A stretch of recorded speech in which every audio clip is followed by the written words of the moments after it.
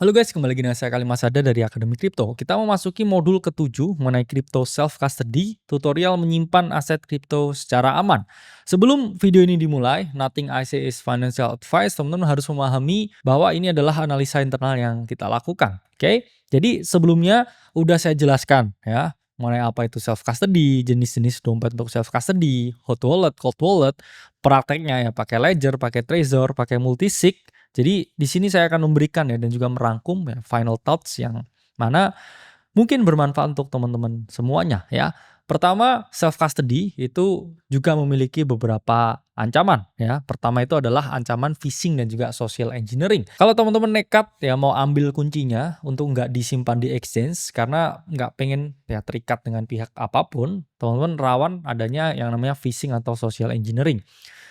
Pisahin ya laptop teman-teman melakukan self custody di cold wallet dengan hot wallet yang teman-teman pakai sehari-hari seperti ini ya untuk transaksi-transaksi kecil untuk trading. Karena kalau teman-teman salah klik link ya dan juga terkena ya social engineering dari para hacker dan teman-teman terkompromise, teman-teman akan kehilangan ya aset yang teman-teman miliki. Hati-hati juga ya dengan keylogger dan juga malware. Itulah mengapa ya dipisahkan laptopnya, jangan laptop utama yang buat kerja seperti ini dicolok-colok kamera ya, terus kemudian dicolok-colok ya dengan software, hardware yang lain ya. Jadi akan ada potensi malware. Dan ya penting untuk tetap pasang antivirus di teman-teman ya punya akses seperti ini. Kemudian physical threat ya, bahaya ancaman secara langsung apalagi kalau teman-teman ini orang kripto, anak kripto, orang taunya punya duit ya. Awas ya kalau ditodong di jalan.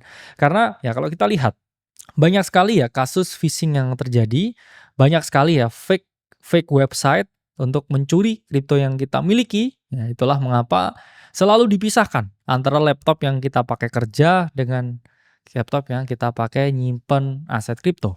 Dan ya malware ini juga scam yang merajalela, itu mengapa penting meskipun laptop untuk trading seperti ini ada hot wallet-nya, teman-teman tetap pasang install yang namanya antivirus ya, supaya malware seperti ini ya tidak berpotensi ya merugikan aset yang teman-teman miliki.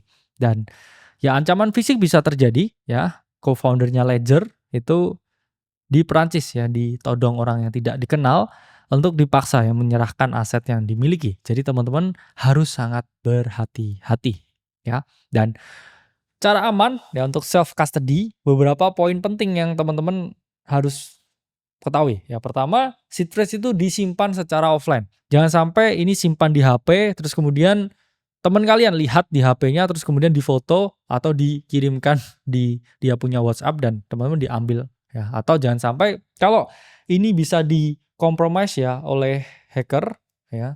Terus kemudian lihat wah ada seed phrase-nya ini, saya ambil seed phrase-nya, jangan.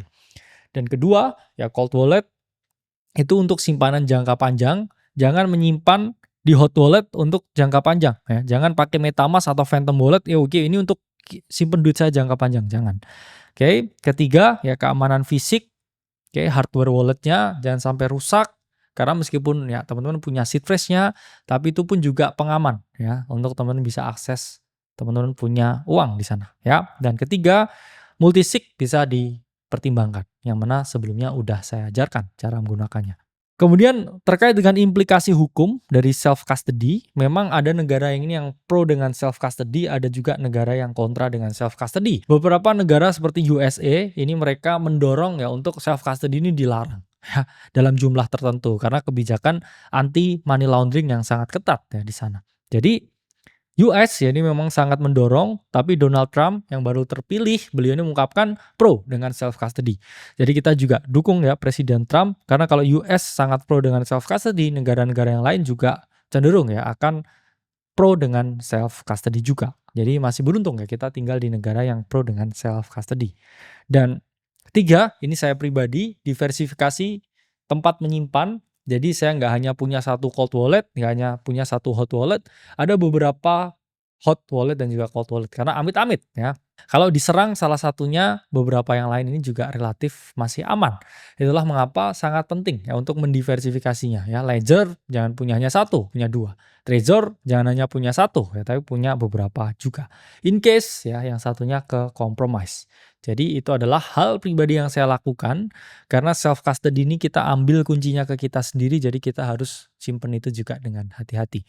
Cukup untuk modul self custody. Saya Kalimasada dari Akademi Kripto.